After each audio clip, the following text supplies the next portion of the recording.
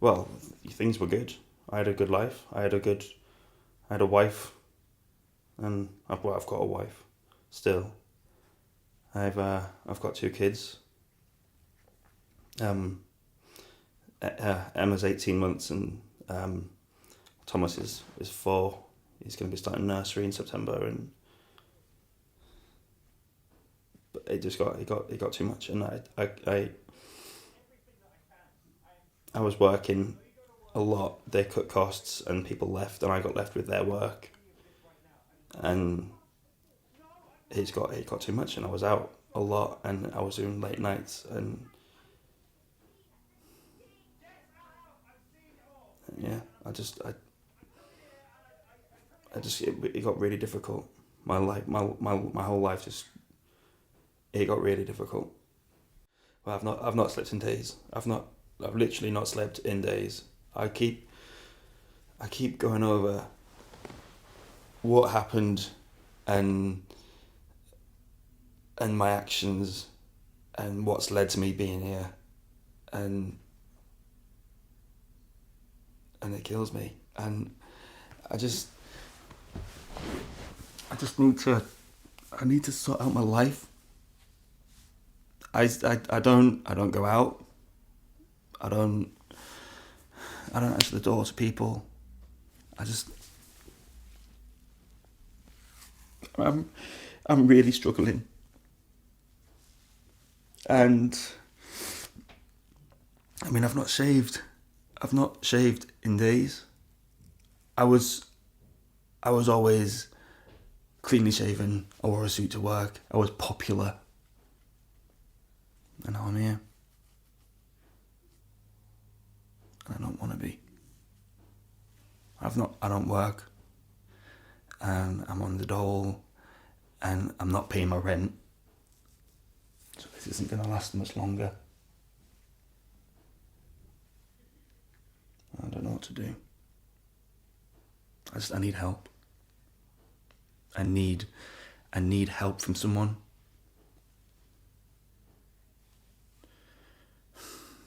And it's not enough to just to sit here and say you need help. You've got to go out and get it, and that's what I want to do. I want to go out and get help, but I don't. It's like my wife, if she was having a hard time, she'd go and she'd talk to her friends about it, and she'd feel better for it. But who have I got to talk to? I've got no one to talk to.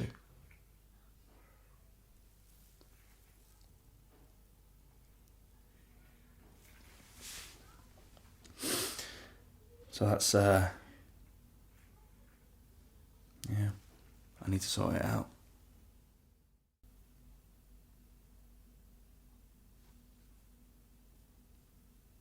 And I knew that what I wasn't doing with my kids. I knew I wasn't being a good dad.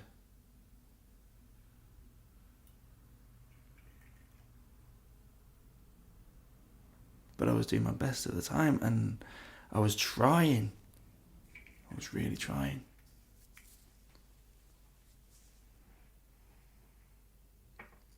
And then that was it. I knew that it was too much, and she took him away. She took away my kids. And I've still got all these things that I've got to do. I've still got all the things. I've still got all the bills to pay. And I don't know how. I don't know how, and I need some help with it. I do. I need you to help me. I've got to I've got to pull myself out, because I cannot stay like this. I can't just sit here and watch myself waste away, because that's what's going to happen. I'm going to end up on the streets. I've got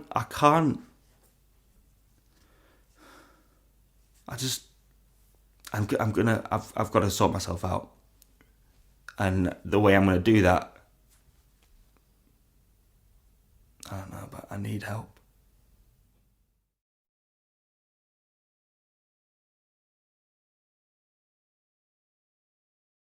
Sam, actually, a young man in his 20s, came to our service, self-referred to our service, and has become quite a typical representation of referrals we're getting to our service, given the current economic climate, lots of work-related stress, people taking on more roles with financial difficulties, and all that comes with that. And Sam was typical of one of those referrals. He came to us quite reluctant to come to us, but knew that actually his life had significantly changed and it was massively affecting his mood. So I met him in the first session, and he was unkempt, he was dishevelled in appearance, he was quite tearful. He talked about not being sure why he was sat in front of this strange woman talking, and felt quite uncomfortable about that. However, very quickly opened up and told me that, I need help. His relationship had broken down. He had 2 small children, a toddler of 2, a 4-year-old, and actually that was one of his main reasons for coming to therapy, because he felt like he was losing them. As a result of all of this, obviously that had an even bigger impact upon Sam's mood, and like I said, when he first came to us, his mood was quite severe, severely low. He talked about a wealth of depression-based symptoms.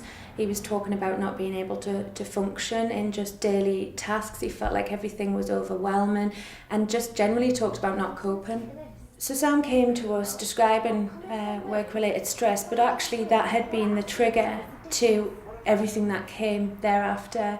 And I mean, when I talk about everything, I mean, and the impact that pressure at work was having, not only at work, but more so upon all these other roles in life. Sam was a husband and father of 2 small children, which brought its own pressures. And as a result of that, really, his life became quite chaotic. He felt like he was struggling in all of the roles that he had. But the biggest problem for Sam was that he started to use alcohol as a coping mechanism for how he was feeling and the pressure he was under. And actually, when we saw Sam, that alcohol consumption had got to quite a dangerous level.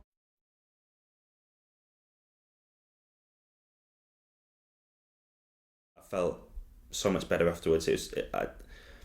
I didn't know exactly what had happened during the session, but it felt so much better to have been able to talk to someone about it.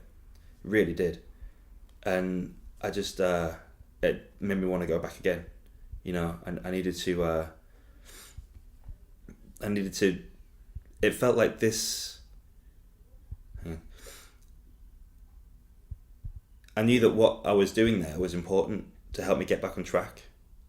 And so I knew that I was going to go back. As soon as I'd left that place, I knew I was going to go back. And the people there were all very supportive, and it made me think in a very different way. So Sam quite openly, quite quickly talked about specifically the breakdown of his relationship, and how really the relationship had been struggling for many months as his alcohol consumption exacerbated. And what he talked to me about and what he was most distressed about was actually being aware of the consequences of his actions, although feeling unable to stop, because the reason he was drinking was because he felt so low and he didn't know how else to cope. But what he was significantly distressed about was how upset and how traumatised, I guess, his wife had been. She was in full-time work, she was a nurse, she was working night shifts, coming in to find Sam you know, really unable to look after the children because he was intoxicated. Children at an age where there is risk factors there, and as a result his wife couldn't deal with that, you know, leaving him responsible for the children. That greatly upset Sam, and that was his push really to come and see me. My therapist, she showed me that if I have negative thinking, it's going to give me negative behaviour, and my negative behaviour is going to make me have negative relationships with everyone around me. So I just thought, if I can just stop it there, change my negative thinking, become more positive, become a happier person, trying to take control of what's in my life, then everything's going to change from then on. And it's worked. I mean, I'm not drinking as much. My wife's even noticed that I've changed a little bit, and it's all to do with cognitive thinking. And if I can just change one thing, then it's gonna spiral, and it's gonna create, you know, a better life for myself, which is what I want. I want something new, and I want something different, and I want to be a good dad to my kids. It's what I want to do. I want to get back on track, and if I can just sort out this one thing, if I can just turn this negativity around to create this new feeling. I mean, right now I can hear my neighbours upstairs. I'm in a flat. I can hear my neighbours upstairs, and before that would have annoyed me, and I would have started to feel negative about that because I'd want to confront them, but then I'd feel nervous, I'd feel scared. But now I just think, well, there's absolutely nothing I can do about it. So why feel bad about it? Why get negative about it? I might as well just live with it, you know. And it's really starting to pay off, and I'm really happy with the way things are going. I really the therapist, she's helped me so much in the past few weeks, past few months. She's done a great job. One example that we were able to work through in session was Sam often got quite annoyed and frustrated, quite angry actually with his noisy neighbours. And what we did was we used various alternative techniques, alternative ways of managing that situation when it occurred. And what Sam found really useful to document those examples thereafter was to use a mood diary to look at triggers to how his mood was influenced. And as a consequence, really, he's seen a huge shift in his mood because of the alternative techniques he's using. So Sam found the mood diary really useful to be able to start to see links between, his thoughts, his beliefs, and what he did about certain situations, and more so how it influenced his mood. So we started to really specifically look at triggers to his mood. We used quite a lot of techniques. We trial and error really, but what really worked for Sam was this new problem-solving technique. What Sam felt unable to do was just cope. He felt so overwhelmed, but what we found was he absolutely loved writing lists. It made him feel in control, feel organised. So what we did was the best technique that was successful for Sam was to make a list of all the practical things he needed to do in order to, one, improve his mood, and two, re-establish some of the roles that he felt he had lost, which thereon had a huge impact upon managing his life, relationship with his wife and his children. They saw a huge difference, but also more so empowering Sam to know that actually he could do it again.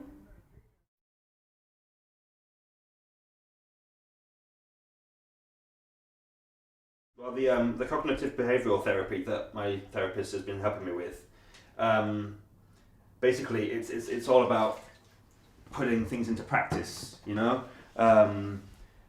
waking up in the morning and knowing exactly what I've got to do, and not stressing out about it, just getting it done, you know, and that's what I've been doing, and it's really helped me because it's got me back here, and it's got me and my wife talking again, and it's basically exactly what I needed. I mean, I'm not 100% there yet, but I'm getting there, and that's exactly what I needed to happen, because I was on a downward spiral. I wasn't going anywhere.